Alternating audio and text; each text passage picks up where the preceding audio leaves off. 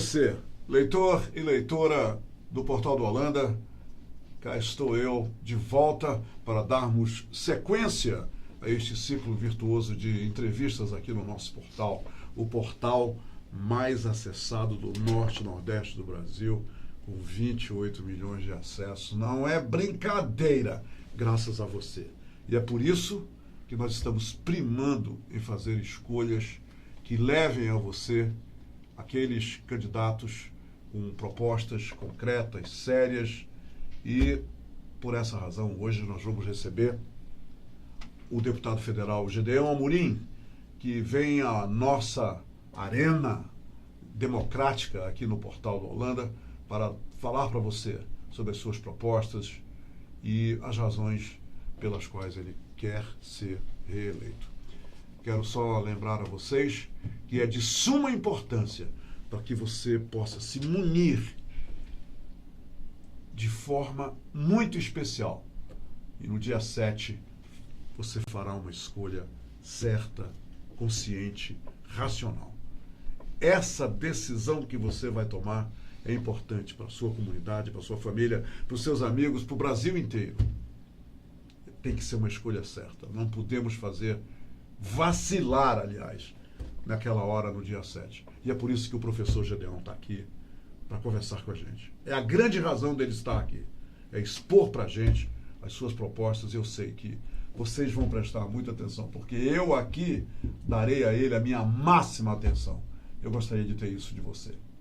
Eu volto já já.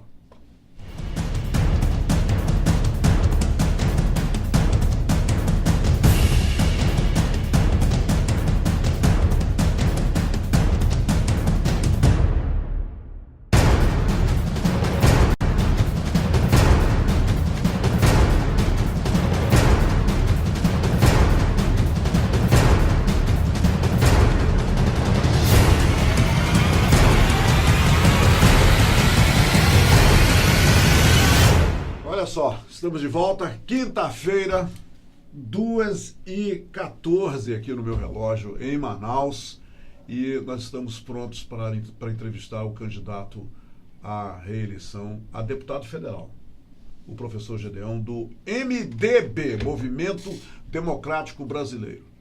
Boas-vindas, seja muito bem-vindo, que prazer revê-lo, muito bom tê-lo aqui, e que bom que você está nos dando essa oportunidade de entrevistá-lo. Bem-vindo, professor Gedeon. Muito obrigado. Agradeço muito aqui o convite do portal. Prazer maior ainda ser recebido pelo Humberto, meu velho companheiro, que é da minha família, ainda que possamos estar em relações bem mais distantes, mas Amorim só existe uma família, né? É só um tronco. É só um tronco. É. E tenho certeza que essa nossa conversa vai ser muito proveitosa. Tanto para me apresentar as minhas propostas, quanto, quem sabe, contribuir para elucidações, para maiores esclarecimentos acerca do que deve ser um processo de escolha de dirigentes políticos de um país tão grande, tão complexo, mas também tão viável como é o Brasil. Professor, qual é o desenho que o senhor faz da realidade, do atual quadro educacional no estado do Amazonas? Lembrando aos nossos leitores e leitoras, que daqui e de fora principalmente, que nós moramos num estado de dimensões incríveis. Educacionalmente falando, como o senhor desenha o atual estado da educação no nosso estado? Então, eu penso que nós superamos muitos degraus. Eu acompanho a educação no estado aqui há 40 anos, como professor, como dirigente educacional, quase sempre na Universidade Federal, na Universidade do Estado, da qual fui um dos colaboradores da Fundação. Tive a oportunidade de preparar 2 grandes programas para formar os professores em nível superior, porque antes eram predominantemente professores de nível médio, né? Em grande parte do estado nós não tínhamos a oferta de ensino, por exemplo, de 6º ao 9º ano, porque não tínhamos professores com uma formação específica. Ensino médio, então, muito menos, né? Portanto, isso até quando, professor Gedeon? Isso até o ano de 2000, basicamente, né? Porque no ano de 99, quando nós estivemos na Pró-Reitoria de Extensão da Universidade Federal, e nós nos valemos de um preceito da Lei de Diretrizes e Bases da Educação, de 96, que determinava que a gente devesse formar todos os professores em exercício até o ano de 2007. Né? Lembre-se que naqueles tempos, nós só tínhamos de instituição de ensino superior a UA, então UA, que depois nós transformamos em UFAM. Não era possível outra coisa. Então nós tivemos que fazer grandes programas e isso valeu muito para o Amazonas. A fisionomia que nós temos hoje de evolução, de esclarecimento, de mentalidade, pelo processo educacional mudou consideravelmente. Você imagina a gente formar todos os professores em Manaus e no interior do estado. Colocar ensino médio até mesmo nas comunidades mais remotas do estado através de um arranjo com satélite, ao vivo, né, interativo. Isso foi uma grande revolução. Isso mudou o Amazonas. Mas eu quero crer que nós, no estado, e não apenas no estado, mas no Brasil, nós estamos batendo no teto de um certo modelo, de um certo paradigma de educação. Nós estamos hoje convivendo, antes a gente estava na frente com a educação para servir o mercado. O mercado hoje corre na frente e a gente tem que sair preparando o pessoal para preencher as necessidades de mercado. Então, eu penso que este é o momento que nós temos que começar a pensar nisso. E o Brasil tem uma espécie de programação, tem um instituto fantástico, o PNE, o Plano Nacional de Educação, que está aí disponível já faz algum tempo. Tem 20 metas estabelecidas, mas até hoje nenhuma dessas metas foi atingida no Brasil. Né? Consequência de desgoverno, de governos mal sucedidos aqui no nosso país como um todo. Mas, de toda maneira, o estado em que nós nos encontramos hoje é bem diferente do que nós encontramos no passado. Hoje no Amazonas nós temos as universidades públicas, temos o IFAM, temos a UFAM, temos a UEA, temos uma dezena de particulares, né, acontecendo inclusive nos municípios do interior. Então nós temos uma fomentação de inteligência considerável. Mas convenhamos, este momento está sendo tem maior exigência agora. Você precisa ter pessoal começando a se preparar, porque não dá para a gente continuar fazendo o ensino médio, concluindo, e você não tem uma habilitação. Porque com 18 anos de idade você é um senhor ou uma senhora. Sim, muitas vezes claro. Casado, pai de família. Mas você não tem uma prática qualquer, um ofício que te coloque no mercado. E isso também tem acontecido por consequência do nível das graduações. Termina o curso e alguns cursos não tem prática nenhuma e você fica à mercê de ofertas. E você tem acompanhado pela imprensa nacional, enfim, pelo que a gente assiste pelo mundo inteiro. Nós estamos agora com um rol de profissões que estão sendo extintas. Dentro de mais 7, 8, 10 anos, muito do que se faz hoje deixará de fazer. E vão surgindo novas profissões. Devido à evolução tecnológica, um dos motivos... É a demarche do mundo, da evolução do mundo, do conhecimento. Não é? Então nós temos que nos preparar para esse momento. Eu tenho conversado muito aqui com o pessoal e nós estamos muito pensativos com isso. Nós chegamos ao tempo que nós precisamos fazer uma escola que realmente possibilite, digamos assim, a revelação dos talentos, né? Tá bem? E assim, Humberto, se você me permite mais, há duas formas, eu vou vincular isso com reforma social, com momento político. Nós sabemos o momento em que nós estamos envolvidos, com tanto desemprego, com tanta violência, né, com tanta criminalidade. Para mim, é bem claro que quando o Estado falha nas suas políticas públicas essenciais, como educação, propriamente, como moradias, como emprego, você vai arrebentar na ponta. Porque quem não tem casa e não tem emprego, como assegura a dignidade de formar suas crianças e seus jovens? Então nós estamos hoje nos deparando com essa violência inteira, estamos até em ritmo de barbárie. E aí há classicamente dois tipos de intervenções de reforma social. Primeiro, ditadura, que a gente já conhece essa história, secularmente. E a outra, o que historicamente tem se feito em muitos países pelo mundo afora.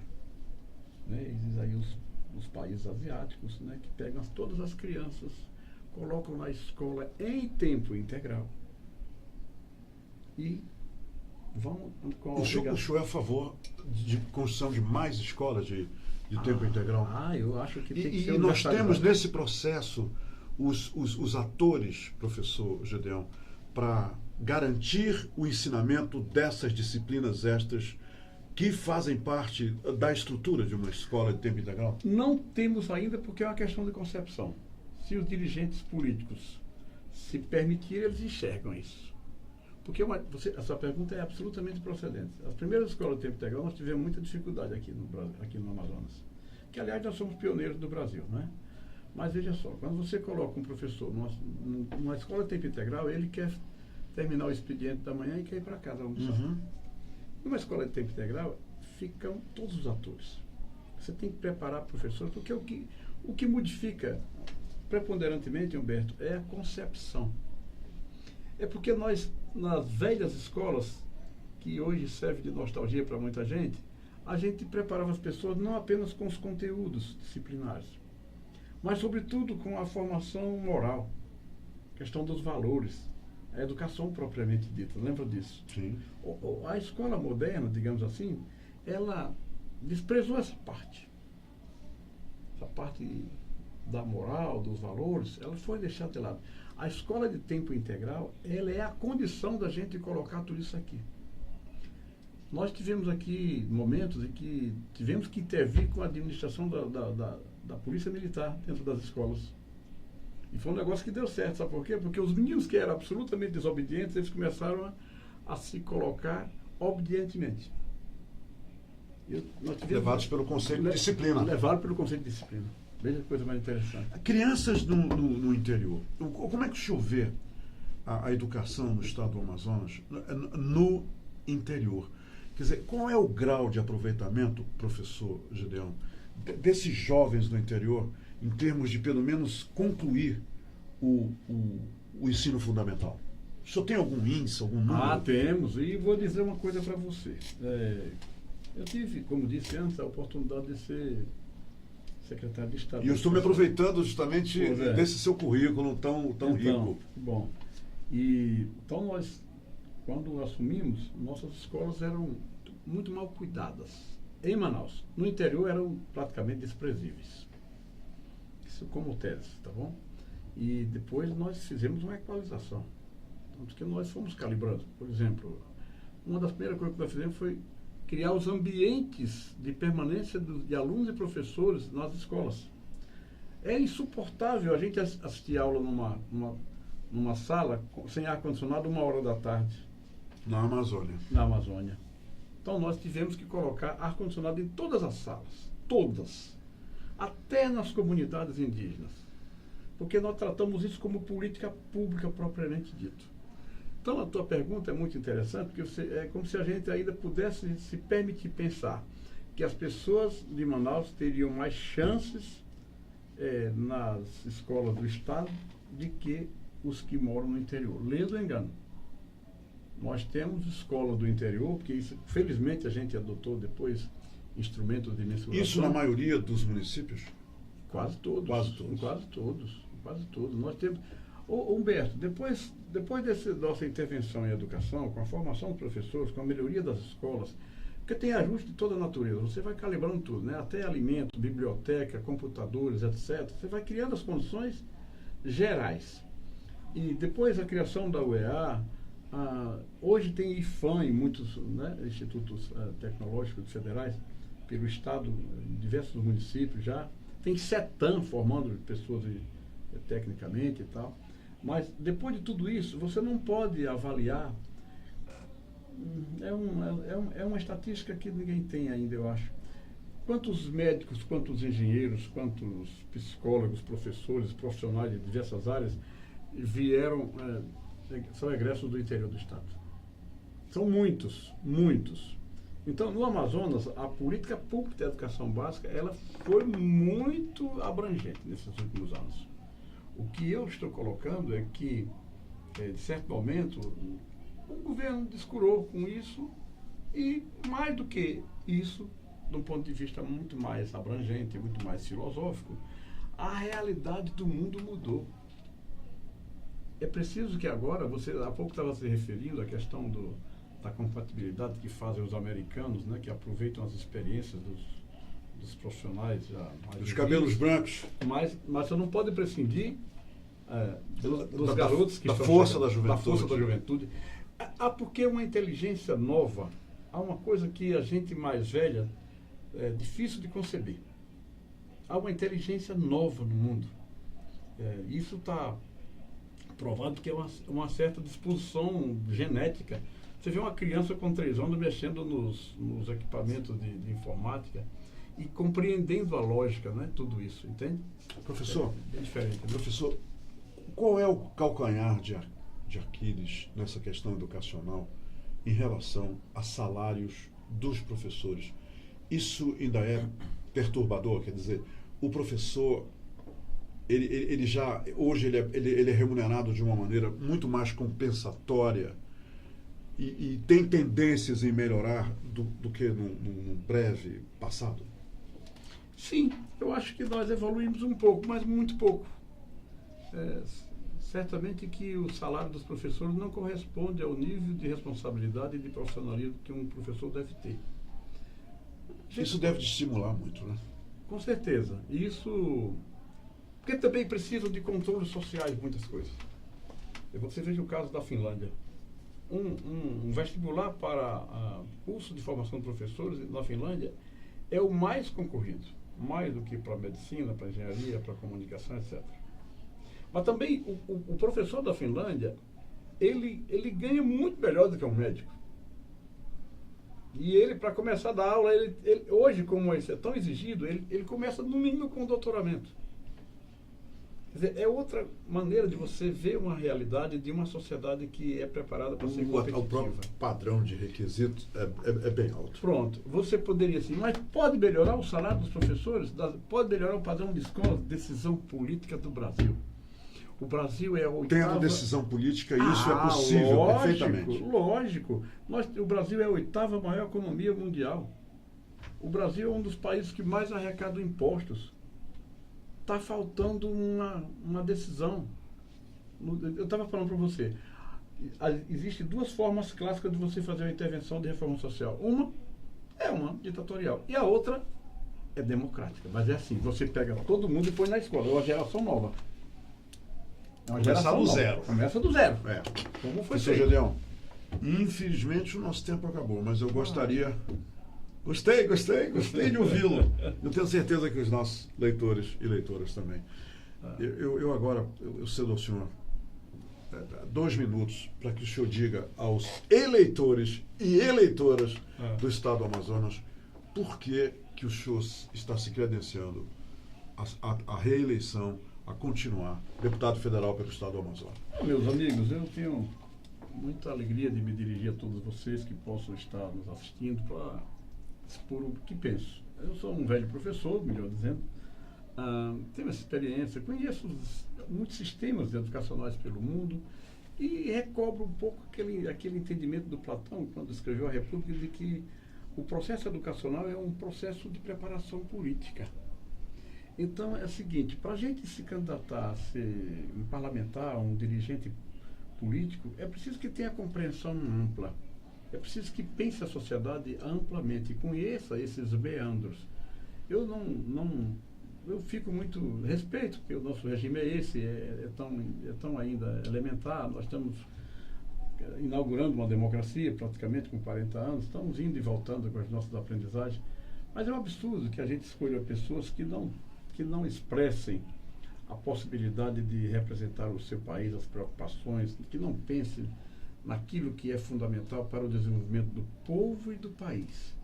E permita, 3 americaninhos vieram aqui nos visitar, as nossas escolas, quando eu era secretário. E um deles, eles fizeram perguntas assim, muito indutivas e quase sempre acusativas. E no final, um deles disse assim: professor, mas tem uma coisa que a gente viu aqui que não é bom. Que é que a gente percebeu que os professores não trabalham por amor à pátria. Pois é, educação é um projeto de nação, entende? E um político que não pensa no desenvolvimento da sua nação, que está pensando noutra coisa, numa corporação, numa coisa particular, eu acho que ele atrasa o processo, não é? Portanto, eu queria muito recomendar, olha, esse é o ato de maior responsabilidade agora, dia 7, escolher os dirigentes. Todos nós temos uma identidade, uma trajetória. Observe isso. A gente não pode se encantar pelo nível da campanha, ou pela beleza, ou por qualquer outra coisa. Nós temos que escolher para a gente avançar, não é? E a nossa garantia de ter um país melhor é de ter melhores políticos. Professor Gideon Amorim, muito obrigado pela entrevista. Eu que agradeço. Prazer revê-lo. Muito Boa feliz. sorte no dia 7 de outubro. Que bom, meu irmão querido. De verdade. Adorei rever essa belezura. Oh, coisa E boa. ela com o senhor também, acho maravilhoso. esse Meu camarada. amigo querido. Meu também. Tem gente que não escolhe homem, mas eu escolhi esse aqui para... E fez uma excelente escolha. Excelente escolha. Minha gente, muito obrigado pela companhia. E tá aí. Propostas, ideias, para que você raciocine, pense com seriedade a respeito. E como eu costumo dizer, quem dorme com a sua consciência é você. Eu durmo com a minha. O professor Gideon dorme com a dele. E você dorme com a sua. Então, dia 7 é um dia decisivo em que vai estar toda a força para mudar para melhor na sua mão. No minuto que você, na pontinha do seu dedo, aliás, que você apertar ali naquela tecla. Aperte com seriedade, aperte pelo seu país, aperte pela nossa gente, aperte pela melhoria da nossa qualidade de vida. E isso só vai acontecer se você fizer a escolha certa. E eu também, todos nós. Muito obrigado pela companhia.